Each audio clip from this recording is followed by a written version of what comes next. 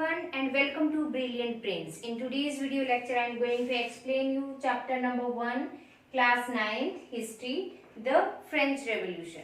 कुछ चीजें मैं आपको चैप्टर स्टार्ट करने से पहले बताना चाहूंगी कि 9th क्लास की हिस्ट्री बुक के अंदर आपको वर्ल्ड हिस्ट्री से अवेयर कराया जाएगा, फेमिलियर कराया जाएगा। आपने 8th क्लास तक एंशिएंट हिस्ट्री पढ़ी है जो कि इंडिया से रिलेटेड थी, मेनली मिडीवियल हिस्ट्री पढ़ी है और मॉडर्न हिस्ट्री पढ़ी है। तो ये मॉडर्न हिस्ट्री पढ़ेंगे हम जो वर्ल्ड से रिलेट करती है, इसको पढ़ना क्यों जरूरी है और इसको द फ्रेंच रेवोल्यूशन से ही स्टार्ट क्यों कर रही है। देखिए, फ्रांस के अंदर जो रेवोल्यूशन हुई थी वो अपने आप में बहुत ही सिग्निफिकेंट एक मीन्स टू से इंसिडेंट आप कह सकते हैं, मूवमेंट कह सकते हैं, जो जिससे इंस्पिरेशन लेकर पूरे वर्ल्ड के अंदर रेवोल्यूशंस की एक सीरीज निकल कर आई अदर कंट्रीज के अंदर भी। अब ये चीजें कैसे हैपन हुई, क्यों हुई, ऐसा क्या था। जिस टाइम हम फ्रीडम फाइट नहीं कहेंगे, 16 से यहाँ हम बात करेंगे 1600 बीसी से, तो इसको हम कौन सी सेंचुरी बोलेंगे, 17th सेंचुरी बोलेंगे। कौन सी? 17th century. आपने पढ़ा कि 1600 ईस्वी में British east India company India के अंदर एज अ बिजनेस कंपनी या ट्रेड कंपनी के रूप में भारत में आई थी। ठीक है, उससे यहां से हम मॉडर्न हिस्ट्री की जो है बिगिनिंग लेकर चलते हैं। हिस्टोरियंस ऐसा मानते हैं कि इस टाइम पर मॉडर्न हिस्ट्री के कंसेप्ट आ जाते हैं। ठीक है, तो फ्रेंच रेवोल्यूशन क्यों जरूरी है पढ़ना और इसको मॉडर्न हिस्ट्री में क्यों कंसीडर किया गया है। मॉडर्न हिस्ट्री में इसको इसलिए कंसीडर किया गया है कि 1789 में हुई थी, 14 जुलाई 1789। तो ये कौन सी सेंचुरी काउंट होगी, 18th सेंचुरी काउंट होगी। कैसे काउंट होगी कि जैसे 16 के डिकेड हमने यहाँ पे लेके चला तो हमने इसको कौन सी सेंचुरी बोला, 17। अगर मॉडर्न हम टाइम लेके चलते हैं 1901 लेकर और 2000 की अगर हम एग्जांपल लेते हैं, 2000 ले लेते हैं सीधा, तो ये कौन सी सेंचुरी कहलाती है हमारी, ये 20th सेंचुरी कहलाती है। 2000 से आगे जो है आएगी वो क्या कहलाएगी, हमारी 21st सेंचुरी कहलाएगी। ठीक है, और कहलाई भी जा रही है। तो सेंचुरी क्या है, एक स्टेप आगे लेके चलते हैं। फ्रेंच रेवोल्यूशन कब हुआ था, 18th सेंचुरी में हुआ था। 1789 में सेंचुरी 18th सेंचुरी। ठीक है, अब इसको पढ़ना क्यों जरूरी है, सेंचुरीज आपको क्लियर होगी कि एक स्टेप आगे चलती है। जो फर्स्ट डिकेड है उससे एक स्टेप आगे हम कंसीडर करते हैं सेंचुरी को। अब क्वेश्चन ये है कि फ्रेंच रेवोल्यूशन को पढ़ना जरूरी क्यों है। देखिए, आज के time most of the country जो वर्ल्ड के अंदर हैं वो मेनली डेमोक्रेटिक हैं। आप डेमोक्रेसी के बारे में खुल के पढ़ते भी हैं, डिटेल में पढ़ाया जाता है कि लोगों की इच्छाओं का बहुत ध्यान रखा जाता है। ये रिप्रेजेंटेटिव सिस्टम होता है कि लोग अपने रिप्रेजेंटेटिव को सुनते हैं। लोगों की जो रिक्वायरमेंट्स होती है उसके अकॉर्डिंग ही कोई भी गवर्नमेंट काम करती है। उनके लिए उनकी इच्छाएं ही, रिक्वायरमेंट्स ही सबसे ज्यादा जरूरी होती हैं। क्या ये कंसेप्ट पहले से ही एग्जिस्ट था हमारी दुनिया के अंदर, हमारे देशों के अंदर? नहीं। ये कहाँ से बिगिनिंग हुई थी, फ्रांस की रेवोल्यूशन के बाद ये आइडिया, ये थॉट ऑकर हुआ था पूरे वर्ल्ड के अंदर। सबसे पहले कहाँ हुआ, फ्रांस के अंदर। After then it was followed in the other countries.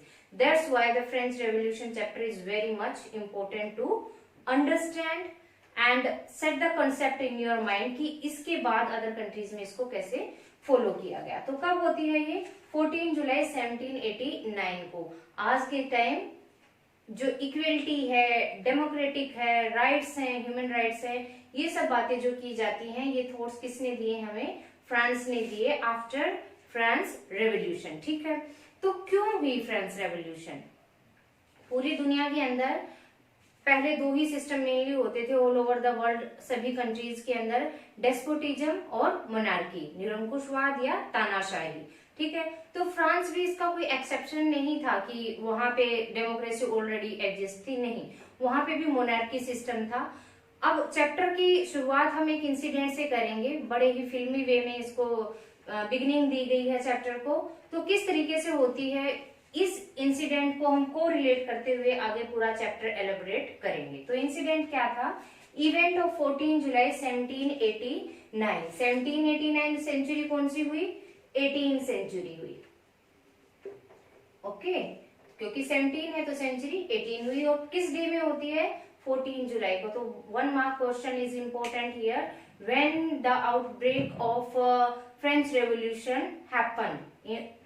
On 14 July 1789। अब क्या था वो, तो क्या कहता, outbreak of the French revolution. इस दिन फ्रेंच रेवोल्यूशन, फ्रांसीसी क्रांति भड़क उठी थी एकदम से। कैसे, किस तरीके से चीजें हैपन हुई, ये क्या कहता है कि व्हाट हैपेंड एंड हाउ, क्या हुआ था और कैसे हुआ था। इस क्वेश्चन का आंसर आपको धीरे धीरे मिलेगा, ठीक है। लेकिन अभी क्या कहता है, स्टॉर्मिंग ऑफ प्रिजन वाई। देखिए, पेरिस एक सिटी थी फ्रांस की, जैसे हमारी दिल्ली कैपिटल है इंडिया की, ऐसे ही पेरिस फ्रांस की कैपिटल आज भी है और उस टाइम की थी, उस टाइम पर भी थी। उस पेरिस सिटी के अंदर एक बहुत बड़ा किला था, लाइक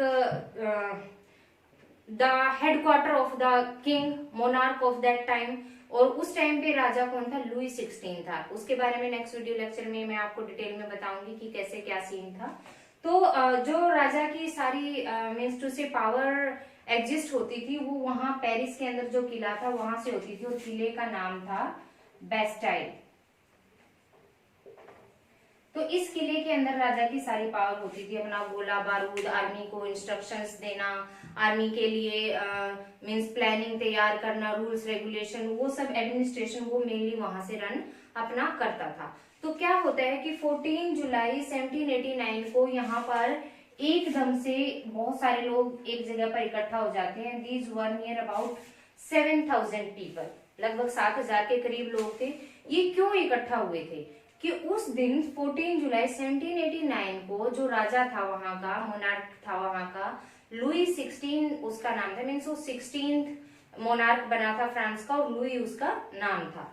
तो उसने ऑर्डर दिया था अपनी पूरे कमांडर्स को, आर्मी कमांडर्स को और ट्रूप्स को, मीन सिपाहियों को, कि जो पेरिस सिटी है उसकी घेराबंदी कर लो। ये चीजें आपको बाद में क्लियर होंगी कि ऐसा क्यों किया गया था। मेन सीन यहाँ पर क्या है कि 14 जुलाई 1789 को मोनार्क ने अपने सिपाहियों को ऑर्डर दे दिया था, आर्मी को, कि पेरिस सिटी को क्या कर लो, कवर कर लो। तो ये एक रूमर फैल गया, एक तरह से अफवाह फैल गई कि राजा क्या करना चाहता है, पब्लिक को ओवरटेक करना चाहता है, उनको किसी न किसी तरीके से जबरदस्ती वो प्रेस करना चाहता है। क्यों करना चाहता था, ऐसी थॉट्स क्यों ओकर हुई उनके माइंड में, नेक्स्ट वीडियो लेक्चर में आपको स्लोली स्लोली ये चीजें कवर की जाएंगी, और फिर इसी इंसिडेंट से पूरी स्टोरी को कवर किया जाएगा। तो ये इंसिडेंट आपको होना क्लियर होना बहुत जरूरी है कि 14 जुलाई 1789 को क्या हुआ था।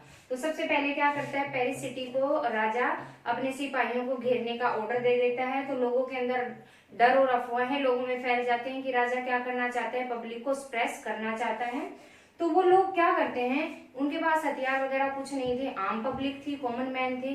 वो क्या डिसीजन लेते हैं कि हमें भी हथियार वगैरह अपने ले लेने चाहिए इधर उधर से। और वो उनको कहाँ से मिल सकते थे, वो जो राजा का हेडक्वार्टर था, मीन्स टू से बेस्टिल जो किला था, फोर्ट्रेस था, फोर्ट्रेस बोलेंगे आप इसको, वहां पे उनको आशंका थी, उनको सस्पेक्ट था कि वहां पे उन्हें गोला बारूद और एम्यूनेशन मिल जाएगी। तो वो क्या करते हैं, बेस्टिल के किले को डिमोलिश कर देते हैं। मीन्स उसके ऊपर जब वो हमला करेंगे, इतनी सारी भीड़ उसको क्या करेगी, डिमोलिश, तबाह कर देगी, बर्बाद कर देगी।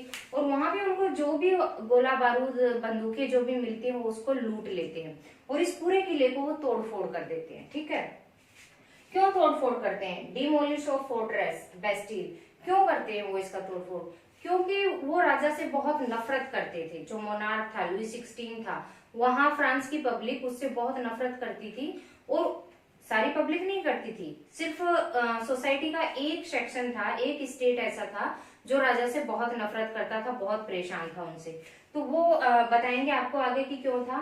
तो वो किला क्योंकि राजा की शक्ति का प्रतीक था, तो उसको तोड़ देते हैं, बिल्कुल डेमोलिश कर देते हैं। और बहुत से लोग क्या करते हैं, उसके सोवरेन थे, जो उसके अवशेष चिन्ह है, टूटी फूटी चीजें, उनको अपने घरों में संभाल के भी रखते हैं, यादगार के लिए, कि आगे आने वाली अपनी जनरेशन को ये बता सकें कि कभी बेस्टिल किला होता था और उसको इस तरीके से हमने तोड़ा था, क्योंकि वो राजा की तानाशाही का प्रतीक था। तो उसको तोड़ फोड़ देते हैं। और इसके अंदर एक कमांडर होता है किले के अंदर उस टाइम, और 7 प्रिजनर्स होते हैं, ओनली 7 प्रिजनर।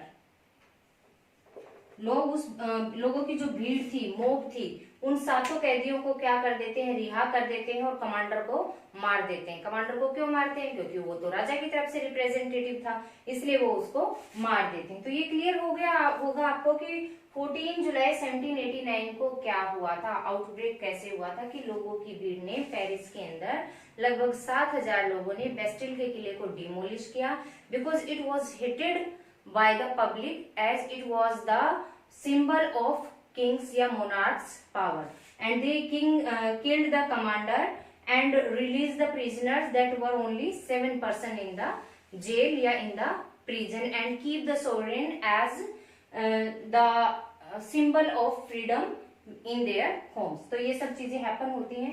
अब क्या कहते हैं, rioting in Paris and country side.